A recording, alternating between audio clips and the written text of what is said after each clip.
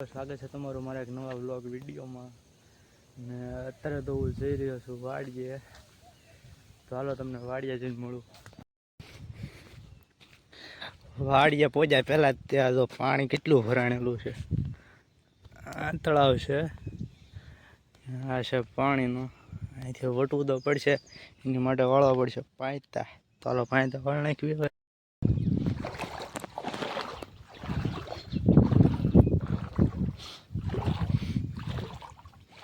ઓહો, આમ તો ગોઠણ સુધી પોગી ગયું. પાણી બહુ છે એટલે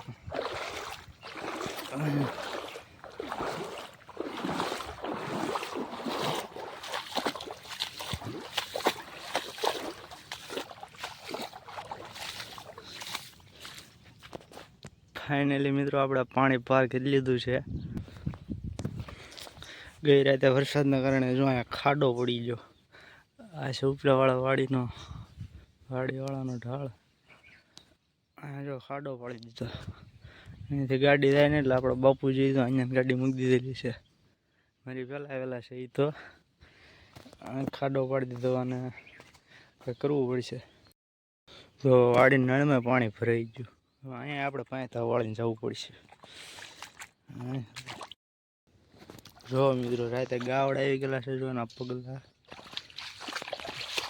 અહીંયા છે. વાડીમાં કંઈ ખાધું ન હોય સારું. આમ તો આપણે આ નળ આ બધું ખડને હુરાઈ દીધું. એનાથી તમે અંદાજો લગાડી 100 રાતે કેટલો વરસાદ આવ્યો છે. આપણે મેથીને કાંઈ વાંધો નથી આવ્યો મિત્રો. રાતે કેટલો વરસાદ આવ્યો હતો. આ જો ધાણા કોળી જાય ઉપર. આ ધાણા છે આગળ છે ને મૂળા મોટા થઈ જાય. જો ફોકસ. આપણો ઘઉં કેટલો ઉપર આવી ગયો છે. જોઈ શકો છો જો કેટલો ઉપર આવી ગયો છે. થોડોક જ ટોલું છે ખાલી, બાઈક આખો ભરાઈ ગયેલો છે. તો આપણે આ વાડીએથી જઈ આવ્યા છીએ. હવે જવાનું છે આપણે બીજી વાડી જ્યાં આપણે ડુંગળી સોંપી. ત્યાં જવાનું છે ને વચ્ચે ખોડિયારમાંનું ડેમ આવે છે. જોકે એ ભરાય તો ગયું છે પણ વચ્ચે આવે એટલે જોતા જ જોવી આપણે એ કેવું ભરાણું છે. હાલો મળવી ડેમ. તો મિત્રો હું કહેતા ને તમને, જો આ તળાવ ભરાઈ ગયું છે. જો ભરાઈ ગયું ને, આખું ભરાઈ ગયું. આજે કાલે જ ભરાણેલું છે. જો અહીંથી પાણી આવે, 2 ડેમ ભરાય. આ બધું પાણી આવે અહીંથી આગળથી. આ ડેમમાં પાણી ક્યાં થાય ખબર છે મિત્રો? આપણે જો સવારમાં ઓલી વાડી બતાડી હતી ને આપણે, ત્યાંથી ઠેઠથી પાણી આવે અહીંયા. તો પછી ભરાઈ જાય. ત્યાં વરસાદ કેવો હતો તમને મેં બતાડ્યો તો ખરી. જો અહીંયા કંઈક નાળા છે. જો અહીંયા ભૂંગળા આખું ભરાઈ ગયું. હાવ ખાલી હતું આ. તો મિત્રો રાતના વરસાદના કારણે આ બાવળીઓ પડી ગયેલો છે. વરસાદના પવન રોડમાં આવી જાય એટલી જ કેળી છે. આ ડોબા છે અમારા કાકાના. બાવળિયાનો કાપવો પડશે. આખો રોડમાં આવી જાય એટલી જ કેળી છે. વહેલી ગઈ એટલી. આપણે વાડિયા તો પગી ગયા છે પણ અહીંયા ગારો બહુ છે એટલે સપલા આપણે અહીંયા કાઢી નાખવા પડી છે. અહીંયા કાઢી નાખીને કે ભાઈ પગ ગારાવાળા થઈ જાય છે એટલે સપલા અહીંયા કાઢી નાખે. હવે જઈએ આગળ જોઈ ડુંગળી કેવી છે એમ. જો આ ડુંગળી છે. તો વાડીમાં આપણે આવી જાય છે ઉપર. આ જો આપણે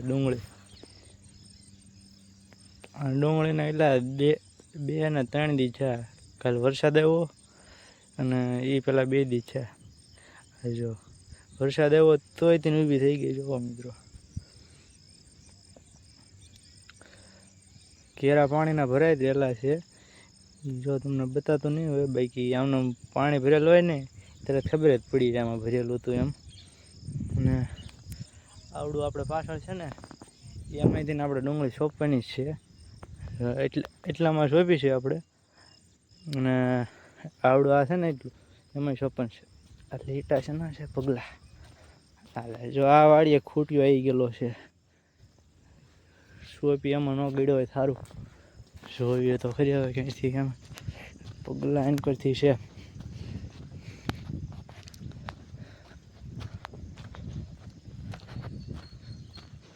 હાલો ડુંગળીમાં તો પડેલો જ છે એ ફાઇનલ છે. જો અહીંથી પડેલો છે ખૂટ્યો. બગાડી નાખ્યો એટલામાં તો જો ખૂટિયા બહુ હેરાન કરે. ઓલી વાડી આવી ગયો તો ત્યાં તો આવ્યો હતો પણ કંઈ ખાધું નહોતું. વાંધો નહીં એટલે અહીંયા જો આવડે બધી ડુંગળી ઉપર આવીને તે અડધી જો નીકળી ગઈ. જો આ નીકળી ગઈ.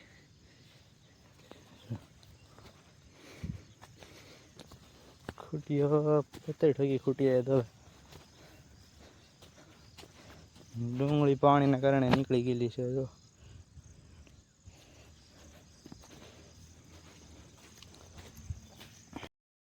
એટલામાં તો જો મિત્રો રોંદી નાખ્યું હાવ. જો પગલા પાડી દીધા. આમથી એક થયેલો છે.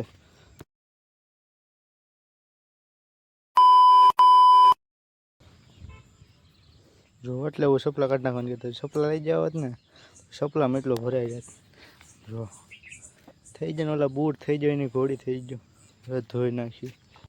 તો હવે મિત્રો આપણે ઘરે જ આવી. જો આને અહીંયા ત્યાં જો અહીંયા રમવા સગડી બોલાવેલ છે ગાવડા એને. જો અહીંથી આમ ગયેલું છે, પછી અહીંથી ડુંગળીમાં ગયેલો છે અને અહીંથી આવેલું છે. જો આમ પડખેન વાડીમાં આવ્યો છે. તો હવે ઘરે જાય અને આજનો બ્લોગ તમને મિત્રો ગમ્યો હોય તો લાઈક કરો, શેર કરો, સબસ્ક્રાઈબ કરો.